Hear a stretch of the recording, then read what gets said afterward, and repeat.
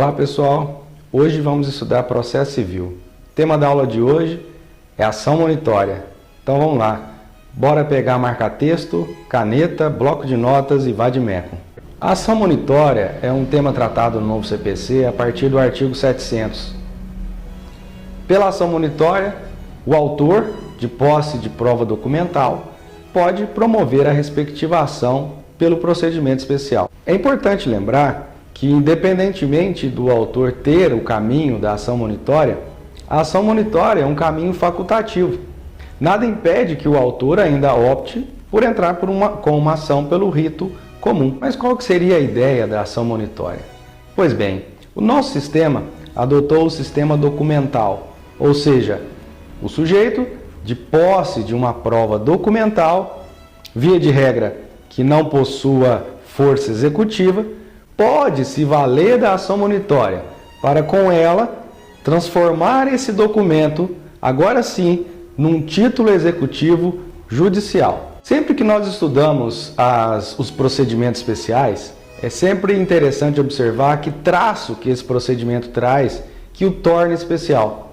O que torna o rito da ação monitória especial é exatamente a possibilidade de, quando o autor ajuiza a ação monitória e caso o réu quede-se inerte, ou seja, o réu não apresente os respectivos embargos, automaticamente aquele documento originalmente não dotado de força executiva se transformará num título executivo. Dentre os requisitos da ação monitória elencados no artigo 700 do novo CPC, destaca-se basicamente a existência de prova documental.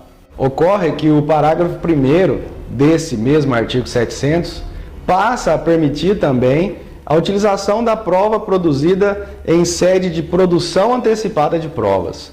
Portanto, com o novo CPC, é possível extrair-se de uma prova oral a transformação em documento através do qual seja possível, então, instrumentalizar uma ação monitória.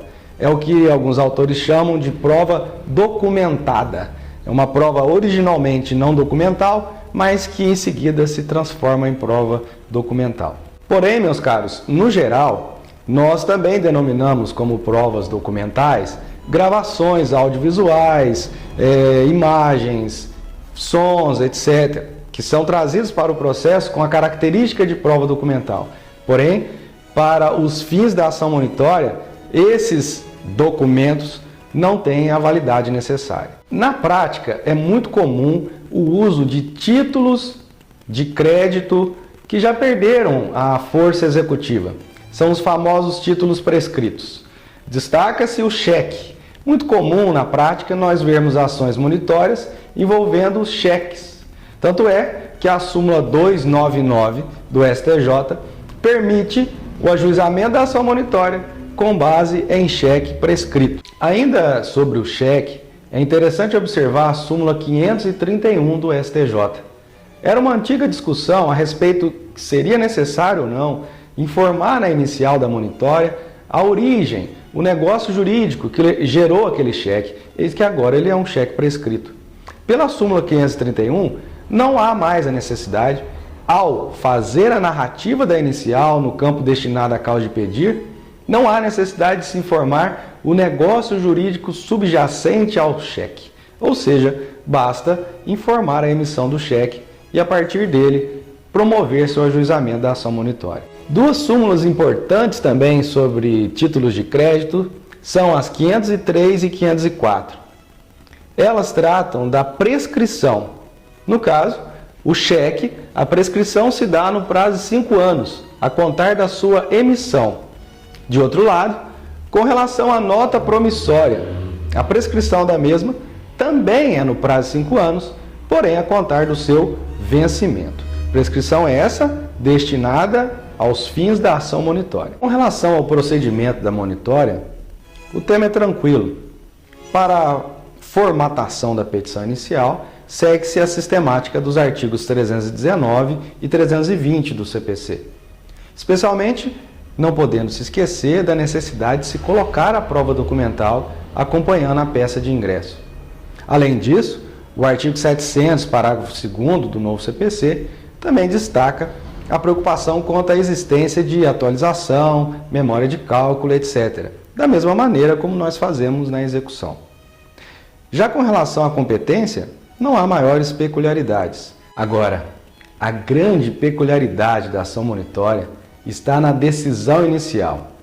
É aquela em que o magistrado, ao receber a petição inicial, reconhece que há elementos que evidenciam a possibilidade do processamento dessa ação. Nesse caso, ele, através de uma decisão interlocutória, irá determinar a citação do réu para que ele pague no prazo de 15 dias, sob pena de, não pagando, ele perder alguns benefícios. Que benefícios são esses? Se o réu pagar no prazo de 15 dias, ele terá limitado os honorários sucumbenciais em 5%. Além disso, ele não irá pagar as custas processuais. De outro lado, se ele for revel, o título, aquele título que não tinha força executiva, aquele título que era um título de crédito prescrito, automaticamente se transformará num título executivo judicial. Inclusive, essa advertência deve constar do respectivo mandado. Cabe recurso quanto a essa decisão? Meus caros, a resposta é negativa. Em que pese ter essa natureza de decisão interlocutória, a ação monitória já prevê o cabimento dos embargos, que são uma via defensiva a serem promovidos pelo réu. Os embargos, uma vez opostos, automaticamente suspenderão os efeitos dessa decisão. Sendo assim, não há interesse recursal para se promover eventual agravo de instrumento. Quanto à citação do réu, ele pode ser citado das diversas formas previstas no CPC.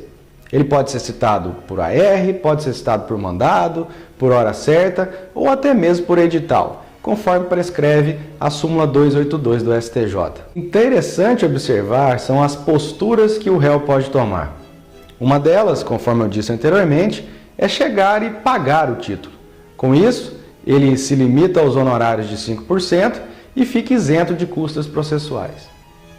O novo CPC também deixou claro a possibilidade do réu adotar a regra do artigo 916 daquele código. Ou seja, ele pode fazer a chamada moratória legal, que nada mais é do que, no prazo de defesa, fazer o depósito de 30% do débito que está em curso na ação e durante 6 meses ele paga o restante parcelado. Nesse caso, incidirão juros de 1% e correção monetária, e também as custas processuais e os honorários advocatícios. Outra postura do réu é a apresentação dos embargos. Há correntes doutrinárias dizendo que os embargos são ação, assim como teria a natureza dos embargos na execução, e outros dizendo que os embargos são, na verdade, uma mera via defensiva. Eu, particularmente, me filio a essa teoria.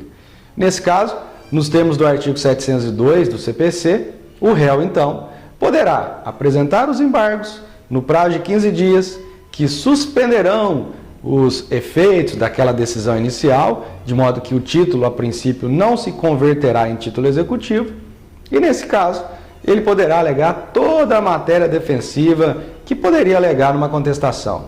E com um pormenor, a lei também permite expressamente a possibilidade de colocação de reconvenção nessa fase processual. O detalhe, meus caros, é que uma vez que os embargos são opostos, acaba toda aquela característica do procedimento especial. Desse momento em diante, nós teremos nada mais do que um rito comum. Haverá possibilidade de produção de provas em audiência, perícias, depoimentos pessoais, testemunhas. O autor terá a possibilidade de se manifestar sobre os embargos no prazo de 15 dias e os autos serão encaminhados ao magistrado para a decisão, que poderá decidir conforme o estado do processo ou poderá decidir após vasta produção probatória. O juiz, então, irá proferir a decisão de procedência ou de improcedência, cabendo naturalmente a respectiva apelação. Apelação essa que será recebida apenas no efeito devolutivo. Mas o importante é que, uma vez transitado em julgado, digamos que o autor logre-se vencedor nessa demanda, ele então poderá promover a execução do julgado. E nesse caso, pelo rito normal do cumprimento de sentença, com todas as sistemáticas do cumprimento de sentença. Muito bem, meus caros, esse foi o tema da aula de hoje.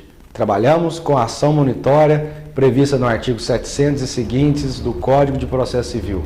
Muito obrigado pela presença, curta nosso canal, nos siga, deixe mensagens, comentários. Será sempre um prazer poder responder a todos vocês.